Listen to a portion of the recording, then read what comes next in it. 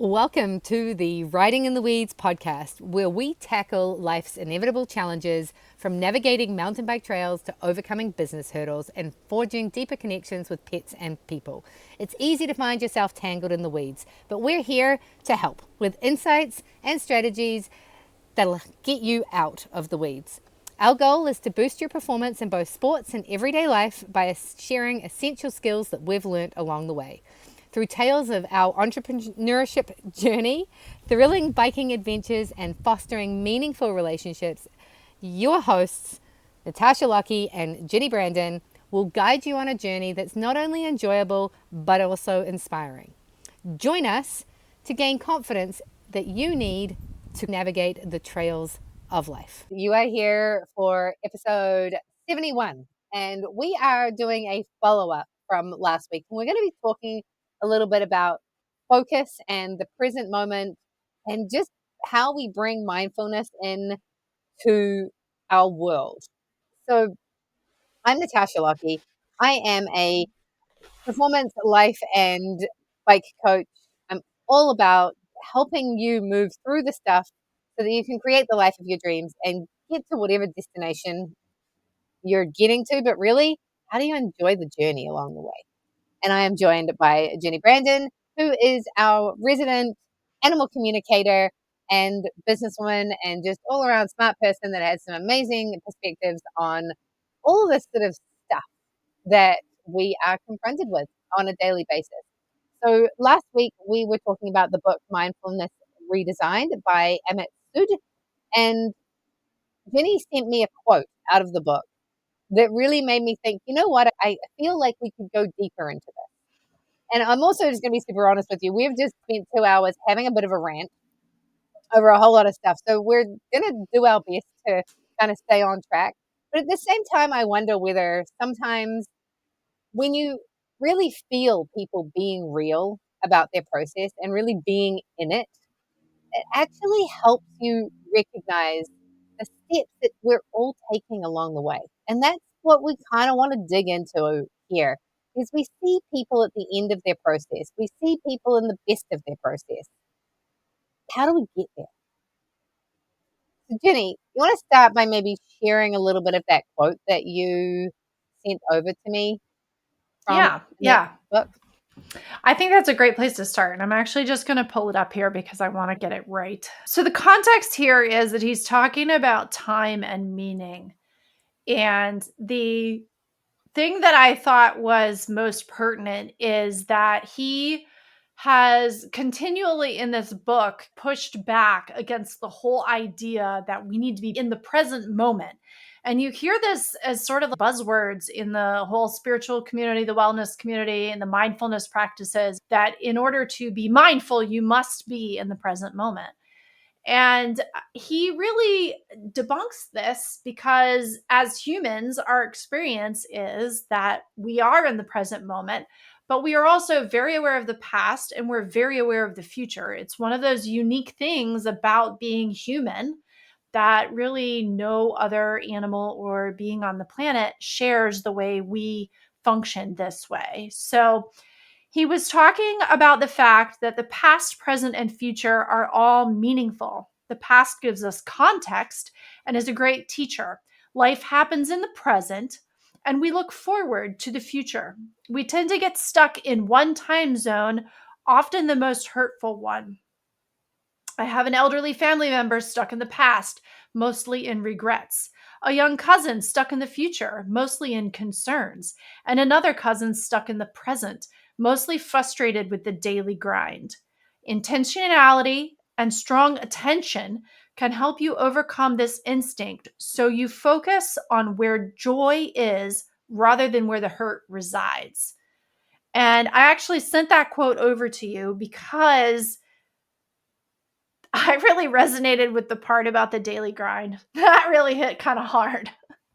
And I think that's the problem with the whole present moment is that if you're not in a good space, it doesn't really matter what moment you're in, whether you're stuck in the past or the future or the present. It's not really helpful at that point when you are only focused on the pain of that time period.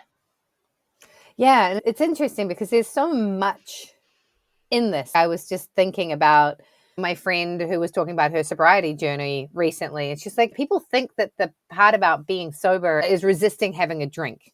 And she's like, that's actually not it. It is really hard to sit in your feelings.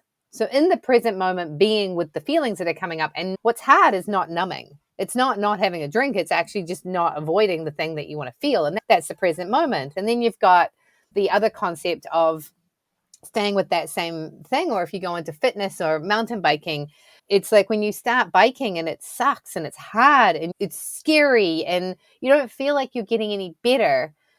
If you're not present with every bike ride and noticing every time you do something that you didn't do last time, and instead you're looking at other people and wanting to be where they are. I wish I could do that thing that that person's doing, but it's a long way away.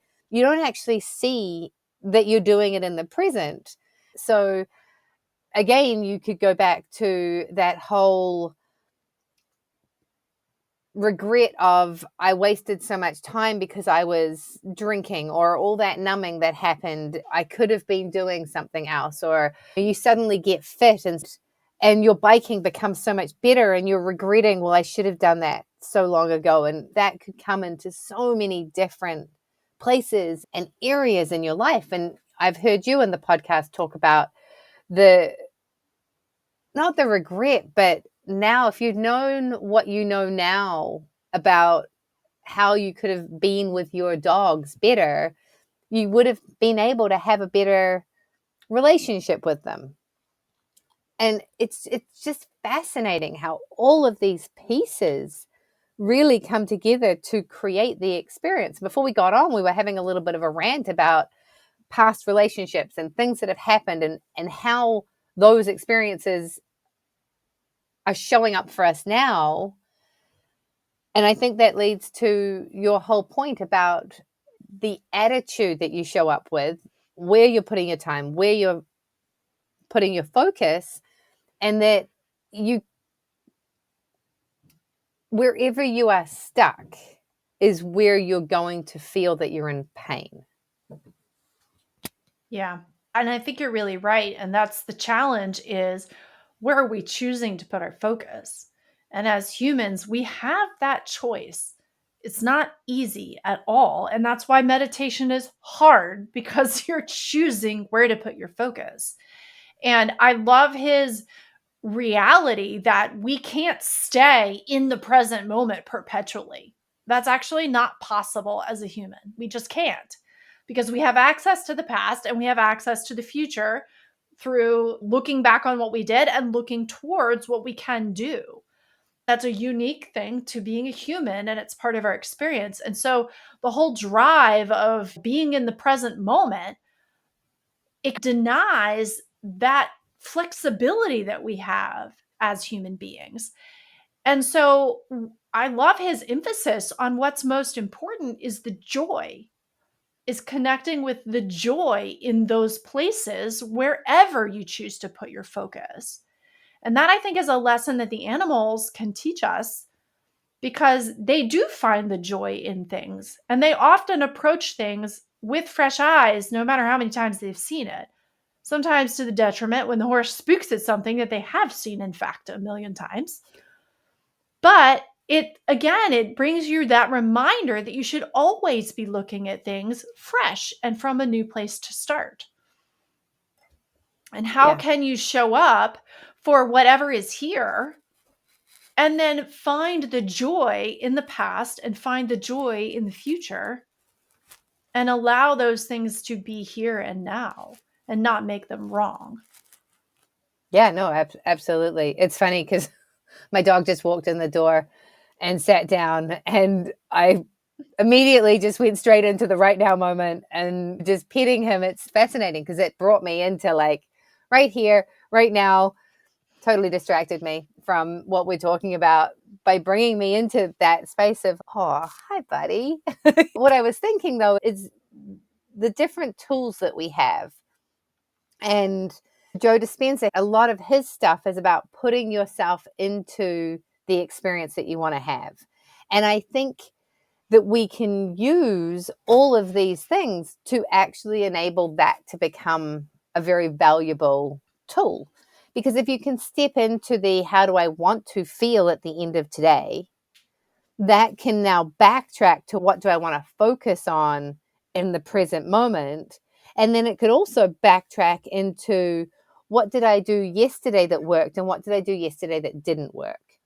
So if in the right now moment, the way you're feeling makes you want to just go and curl up in bed and hide because the world feels a little bit too overwhelming, you can be like, yeah, but what do I want to feel like at the end of today? I want to feel like I've achieved something. So why do I feel like I do right now? Well, it's because yesterday I avoided a bunch of important tasks. So you can start to take the regrets from yesterday, move them into the future, and use that to allow yourself to step into the experience that you want to have.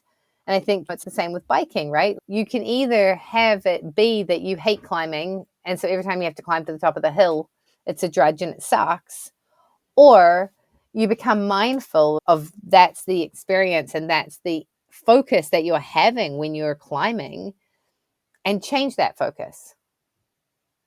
And it's not necessarily about accepting that you're unfit or changing your way of pedaling so it's easier to get up a hill. It can just be as simple as being like, I love climbing because it gets me to the top of the hill and then I get to go down.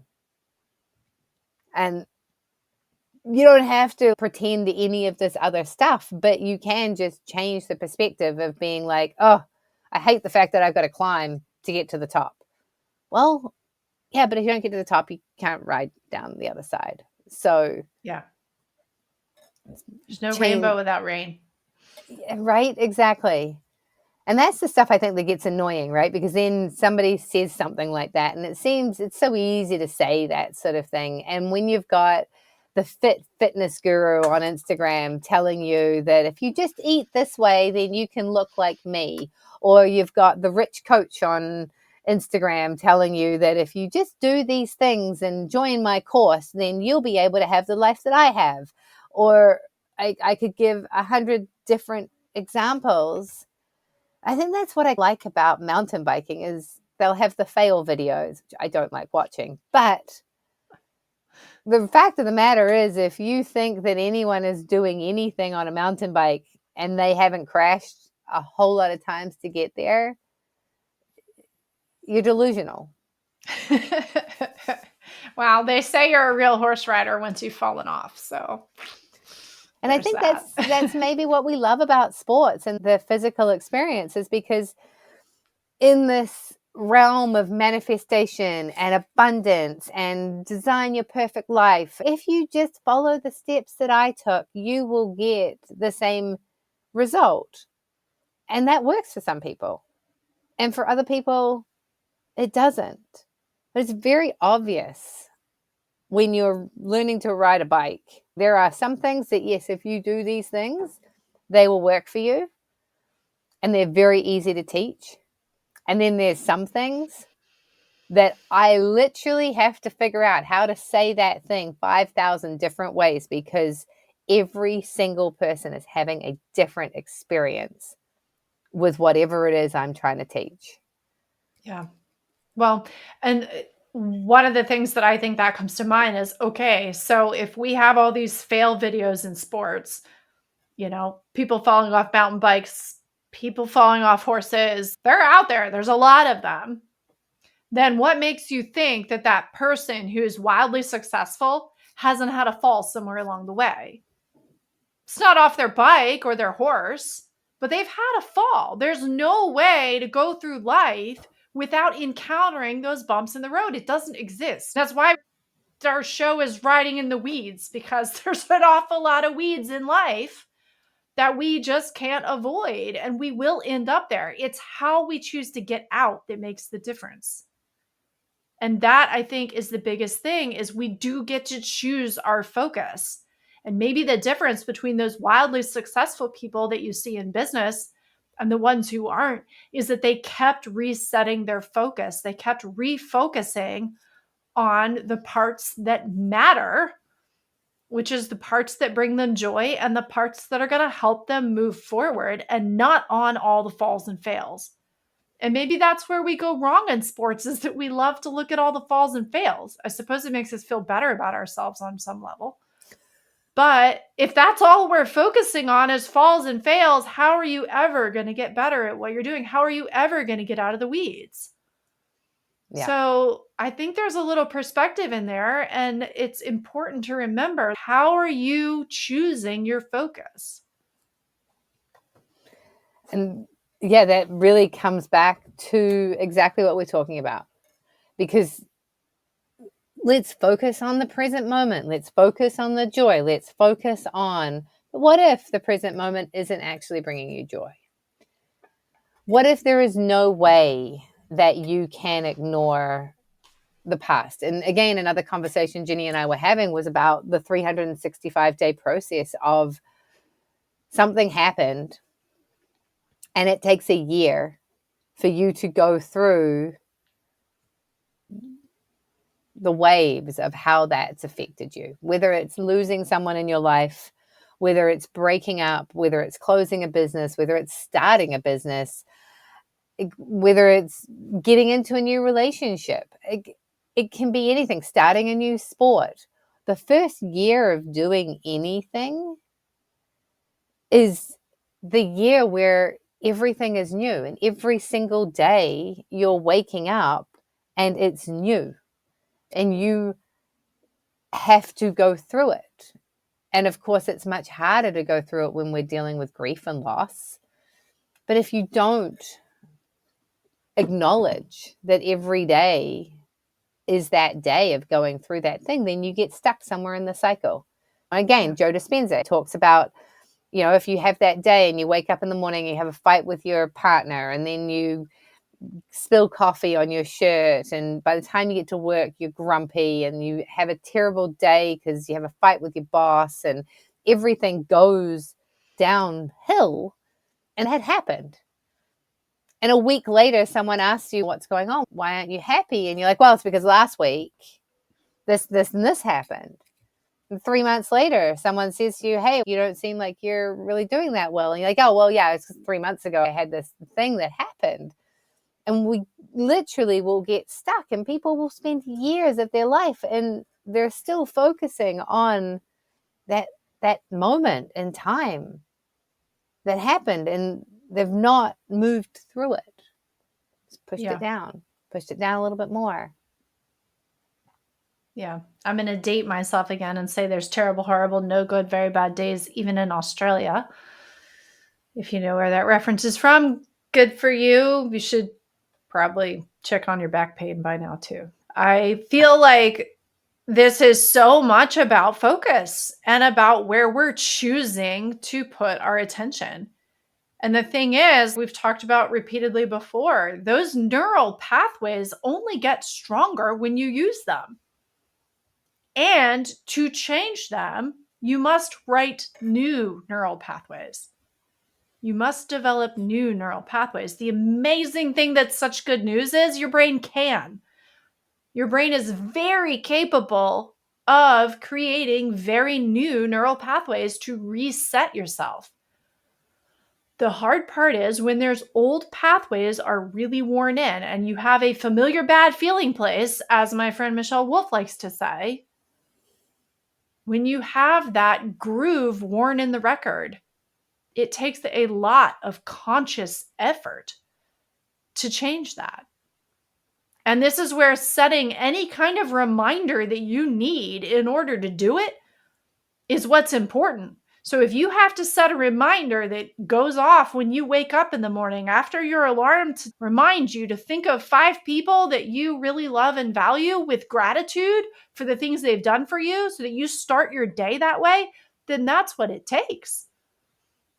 If it takes setting a reminder every hour to go do something, then that's what it takes.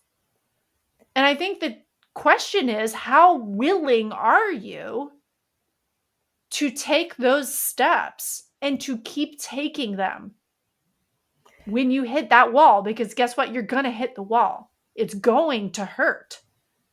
There's going to be a phase in time when you're trying to make this change. Generally, right after you start, it feels good, and then you hit the hump. We've talked about this before as well. You're going to hit that wall. So how prepared are you with your extra resources and your extra tools to stay strong through that so that you can get to the other side? And when I look back at all the different times in my life where I've struggled with things, or I've struggled trying to get through something or learn something, frequently it's because I get bogged down in the hump. I get stuck in the weeds, and I don't make enough strong decisions to get me out fast enough that I can keep making progress. And so I spend time floundering around in the weeds for Lord knows how much time, months on end sometimes, before I get myself back on track. And like you said, I've been very open about the decisions that I've made with my dogs and with my horse over the years that I look back on and I go, I wish I had just done a little bit more. Because a little bit more every day, that 1% every day, would have had such a compound effect on where I am now. But all I can do is start today. And all I can do tomorrow is start tomorrow, which will be today. And this is why we can't just say live in the present moment, because there's always a tomorrow and there's always a yesterday. As long as you're waking up on the right side of the dirt, that's going to be the case. And so what decision can you make today that's going to help you get out of the weeds and into a better place? And if that means dedicating yourself to finding the joy moment to moment, whether that is looking into the past or looking into the future, either way, whichever way, you got to wear that groove into the record, whichever way it takes to be able to solidify that dedication. That's what it takes. Well, I think too, as you're talking, it's like finding that moment and saying, I'm going to hit the reset button. And now, what does the reset look like for me right now? And so once I hit the reset button, what are the 5 steps I'm going to take, or the 1 step I'm going to take in order to start creating a new groove? It's interesting because I'm finding more and more frustration. I notice I have this when I'm not in a good groove. And I go to my Instagram, and I'm so grateful for all of the different recipes that are on my Instagram feed right now, because they totally break up the meaningless motivation that is in there. When somebody gives you a motivational speech or spiel or meme that's like, if you're only going to do one thing today, do this. That's helpful. If you're only going to do one thing to help yourself for today, drink an extra glass of water. For somebody who hasn't been drinking enough water, that's actually a super helpful piece of information. But just constantly being bombarded by these motivational quotes that aren't helpful. Like, yeah, we all know that the success that we want is in the shadow of what we don't want. If you don't know it, look on Instagram for that quote. You'll see it 500 times, like 500 different people. But that doesn't give you the action step to take in order to confront the shadow. If you want to be successful, confront your shadows. One thing you could do today to do that would be do a 5-minute workout, right? Like something that is helpful, but this constant information overload that actually just keeps us stuck in the present moment. When the present moment isn't helpful, how do you get out? And going forward or going back is probably going to be more helpful than staying right where you are. Because maybe there was something in the past that can catapult you out. Like, I don't want to create that again. Oh my goodness. I remember when I was super out of shape and I got in shape. Oh, I don't want to go back there. I'm going to go and do a workout. Or I'm imagining my future self in a month from now on the beach and I want to look good in my bikini. Okay, I'm going to go and do that workout. But that's going to compel you to make a movement in one direction or another. Yeah. Yeah. And again, this is where you would be far better off, rather than doom scrolling, to go connect with your pet, go ride your bike, go do something in the physical that will help you get your mind into a better place. And you're not wrong when you say if you get on your bike frustrated, you're only going to take your frustrations onto your bike. You're not wrong. But at the same time, can we use that to help us get into a better place? So that's what you need to be focusing on, the things that feel good about being on the bike. And not using it to numb, being present with the fact that I'm going to go for a bike ride because I need to work through this stuff. And that's the focus that you're using in that moment for going for the bike ride. The other day, it was really funny. I had to take the dog for a walk, and I didn't really want to take the dog for a walk. And I was like, okay, no, we'll go for a walk. And then we get out there, and I'm sort of feeling like I haven't gone for a run for a while, and the dog is wanting to move quickly. And literally, two people run by me. I never see people run. I never see people run. There's one other guy that I see run every now and then. These two people run past me, and I'm like, oh, that's actually quite a nice time of night to go for a run. Like, this is actually, it's beautiful. Temperature's lovely. Like, this would be a nice time to go for a run. And then I turn around, and I'm coming back, and another guy runs past me. Three people ran past me, and I was like, threes. I'm like, okay, I'm going for a run. Whether it was the next day or the day after that, like the last 2 days, we've gone for 2 runs. And it was fascinating because it was after we'd recorded the episode on Play. And it's like, well, I can't go for a bike ride. And I actually proved that to myself because I went for a run in the forest, and we got so far. And then I was like, we're literally running through a swamp. The trails are so wet and so mucky. You can't ride in a swamp. You can't ride in a swamp. You can't run in the swamp. It was getting to the point where I was going to be sinking in if I went any further. So we turned around and came back. But it was really good because it was like, okay, no, riding my bike on these, that's not a possibility anymore. But I can still go for a run. And then, yesterday, it was awful. I was so struggling with my energy. So it was a terrible run. And so then yesterday I was like, I'm just going to go for a run along the waterfront. It's flat and it's beautiful. It was a much more successful run. I was feeling a lot more energetic. It was just fascinating to see the process of getting myself out. And I really had to move into a certain space mentally to go for a run, because just forcing myself out the door when I wasn't there, I'm not in a mental, physical, anything environment right now where that's going to work. And sometimes I am and sometimes I'm not. And I think that is the recognition piece, and that is where the focus is. And it's that bringing, we've got a note here. It says like being mindful of the inputs and how you bring things into your daily practice. It's not just about doing them. It's actually about the mindfulness of how you're doing and noticing. Yeah. And I think what's important to me about the idea of a daily practice is that it's not that I do it once a day. It's that it is my practice during the day.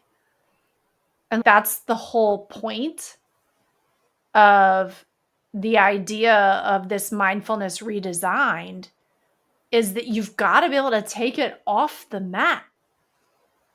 In order for it to be beneficial, you need to be able to get a benefit off the mat. Otherwise, why are you sitting on the mat in the first place? Yoga, in riding horses, riding bikes, going on runs with your dog, those things have benefits that stretch outside of that direct activity. We do the activity because somehow we think it's fun, even if we're sweating and grumbling in the middle of it. Somehow there's a reward there. And so if we're not getting a reward from meditation that lasts off the mat, what's the point? What's the point in sitting there at all? And so my goal is that the time I spend on my mat helps inform me for my behavior and my choices and my decisions through the rest of my day.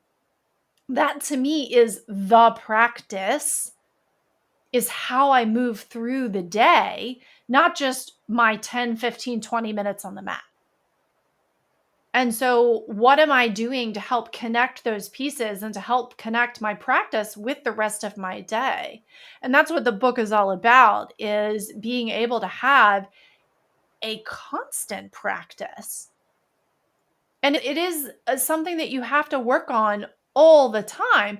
But I can say, when I started doing a lot of this type of work with the horses, it was exhausting.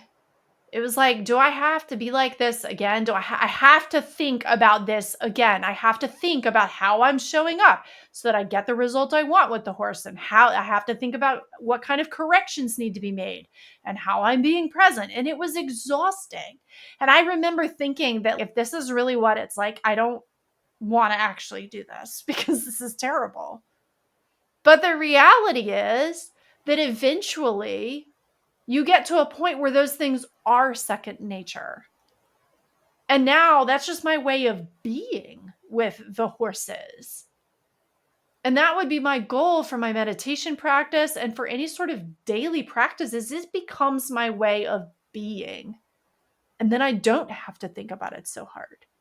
I'm able to make those conscious choices and those conscious decisions to redirect myself, just like I would redirect my horse or redirect my dog in a moment, with the same level of energy and the same level of presence, but without the weight of the effort. That it just becomes normal and it just becomes easy. I remember having a lesson with my trainer and we ended up talking for a good part of the time. I think the weather was bad. And so we were standing in the barn talking. And I was standing there with Storm, who was getting impatient with us just talking. And so I was needing to make little corrections to ask him to please just stand. Just stand right now is all we're doing. We're not doing anything else. And she pointed out to me that like that was happening the whole time we were talking, and I was just talking with her and holding this conversation, and yet I'm still redirecting the horse the whole time. And I was able to do it without a second thought. And that's when you know you're getting to that level of mastery where something is really clicked in and it's locked in a way that will keep you out of the weeds. But you do have to spend an awful lot of time in the weeds. It's kind of like running in the swamp. Like it takes an awful lot of effort in the beginning. But eventually you get to the point where that no longer matters and your skills are at such a level where it does become effortless and it does become part of your practice because you don't even notice it anymore. It's just there. Yeah. I think there's so much stuff in that. I really love what you just said about redirecting. It's a good reminder for me with the issue with Tiaki and our bikes. And so I'll stop and I'll talk to somebody and he's getting better. But that's actually a really good reminder for when I'm having a conversation with somebody and he starts getting irritated and wanting to do, like, we're walking, Mum. Now I want to keep going. And it's like I have been. I'm like, no, we're still talking. And he will eventually settle down and wait. And it's funny because I hadn't actually noticed that, but I haven't been letting him direct me. I have been, and that's consciously, unconsciously, that's something that we've been doing with the biking is that we'll stop and then move through that agitation that he has until he finally stops being agitated and just ignoring him or whatever it is. But as you're saying, it's redirecting. It's not ignoring, but it's just being cognizant of that energy that is there asking for you to go and do something else, and training yourself, training your dog, training when you're on your bicycle, like whatever it is, but actually noticing. And as you're saying, you're able to have this conversation going on where you're redirecting yourself to get back to focusing on the job that you're doing. I was just in a focus mate session and the guy said, well, there's a whole lot of Monday morning tasks I've got to do. I'm just going to try and do them and keep myself from doom scrolling. And I said to him, I was like, okay, well, what are the 3 things you want to have done by the end of this? And he was like, oh.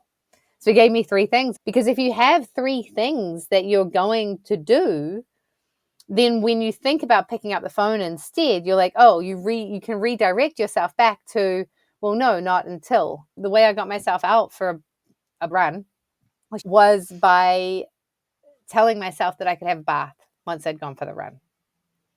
And I was listening to a podcast the other day that told me that I need to eat food before I do exercise.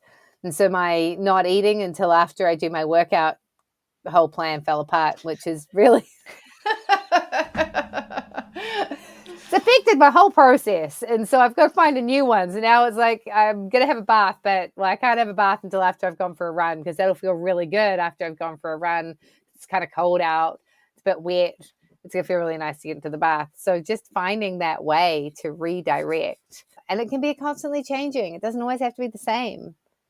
And that, I think, is a problem as well. It's like when your reward system is always the same, then you get off track because you're hungry and you eat, and then you're like, oh, well, now I'm not going to do my workout because there's no reward at the end of it. Yeah. So actually, it's funny that you say that, because that's one of the other things that he talks about in the book is figuring out how to look at things with fresh eyes, with that sense of wonder, even though it's the same thing that you might have seen over and over and over again. So how can you approach things that you have done hundreds of times with a sense of wonder and curiosity? So maybe the reason for a run becomes looking for hearts on the run. What I'm going to go do today is I'm going to explore my environment and see what I can see, or see what animals or birds I might see on a run. And I think when you're able to find that curiosity in a task that might be mundane or might be normal, something that you've done 100 times, that's when you can begin to engage with things a little bit better. And that's where you can start finding joy in the simple tasks that we kind of can't avoid. There's an awful lot of things in our lives that we really do need to do in order to maintain our health, our wellness, and some sense of semblance of, societal norms. Not all of them are good, but yeah. Yeah, you got to be able to maintain something. And so, how can we look at things with fresh eyes? Before we got on the call, I was commenting about the fact that how much has just changed in our world in the last 20, 30 years. I wouldn't be sitting here doing this even 20 years ago at all. It didn't exist. And the sheer fact that I can sit here in my room, in my house, and talk to someone who's on the other side of the continent from me at the same time, and then broadcast it around the world. 20 years ago, that was not happening, especially not for the average person. When we used to have pen pals and you'd know somebody, you write letters backwards and forwards to someone you'd never met, and you would, over years and over time, you would create a relationship. However, with our technology, we get to do it so much faster. If we look at the positive sides of things, there is so much coolness about what is available to us now. There's a shadow side of everything, right? Using your phone for business means that you're on your phone all the time and you're at risk of ending up in the doom scroll. However, at the same time, you also have the opportunity to make a whole lot of money just with a phone. The focus is, I think, is not getting stuck in the finite rules. You spend too much time doom scrolling, you're going to see a lot of people throwing out abstract rules. And a lot of the time, that's not helpful. Yeah. And I think that's where you have to be able to try things on and discern what is useful to you and what's not. And you have to be very critical about whether or not it is useful. But I think to a certain extent, that's the only way to find out what does work for you, is to test things out. And I know I've been very resistant to that in a lot of my life over the years. It's scary. No one wants to fail. No one wants to not succeed or to fall or any number of other things. So can you explore, though, and really test things out to find out what does fit for you? Because not everyone is going to have the same method of doing things, and there's a lot of different ways to achieve the same results. Some of them are definitely better practices than others, but how are you going to know what's true for you and what works for you until you test some things out? So by all means, try out the things that we're saying, But if it doesn't work for you, it doesn't work for you. And keep asking questions and keep moving on until you find what does click for you and what does lock something in. I feel like I've been really lucky to come across a number of people in my life who have been amazing mentors to me and who have really taught me a lot of different things. And I also find that it's getting easier for me to see something and go, oh, that feels really good. That's exactly what I want to go learn about, or that's exactly the person I want to learn from about this thing. Or to go, that doesn't feel good. I don't think I want that in my life. And I've had some pretty big experiences that basically showed me nothing more than that is not how I want to do that. But that's a part of learning and a part of experiencing. And you just have to keep pivoting your focus and go, okay, that's not where we want to focus. We want to go focus here. Yeah, absolutely.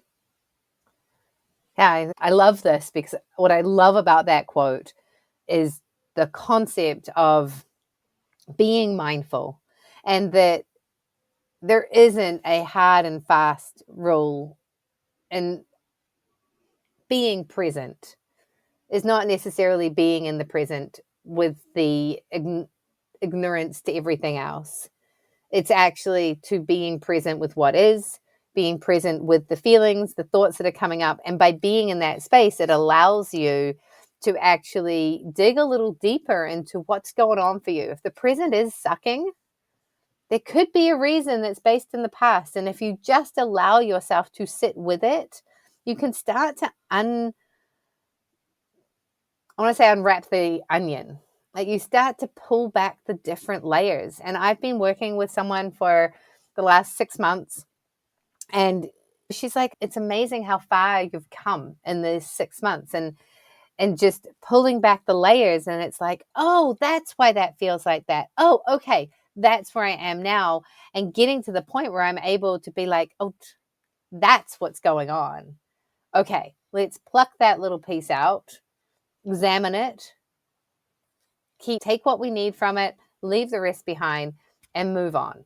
And sometimes it is curling up in bed with the dog and a good book and hiding for a little while, or jumping in the bath, or whatever it is.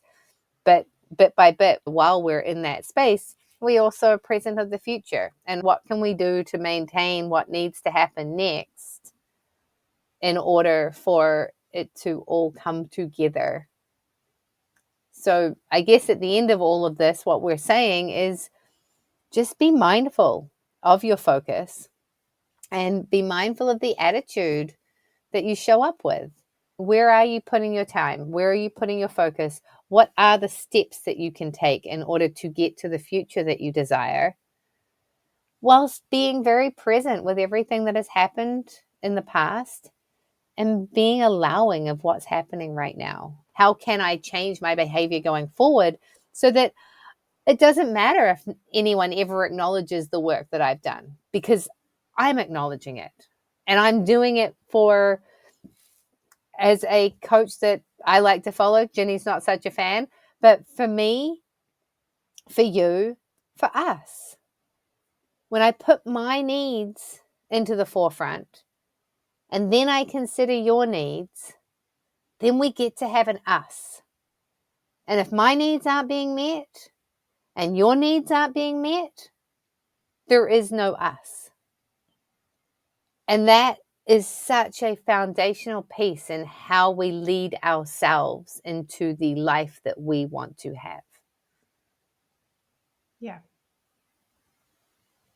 I love it. We always finish our conversations with that. I know, but it's so good. You like wrap it all up with a little bow. Thank you. I appreciate you. No one else appreciates the podcast. We really enjoy our time together, and we feel good after it. So we hope that this has been helpful. I am Natasha Lockey.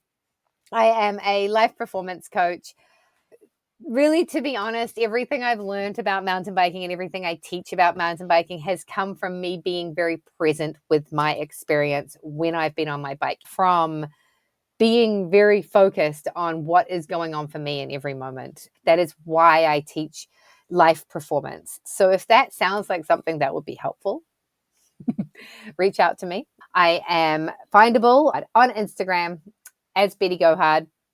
And then I'm on Facebook and LinkedIn as Natasha Lockey.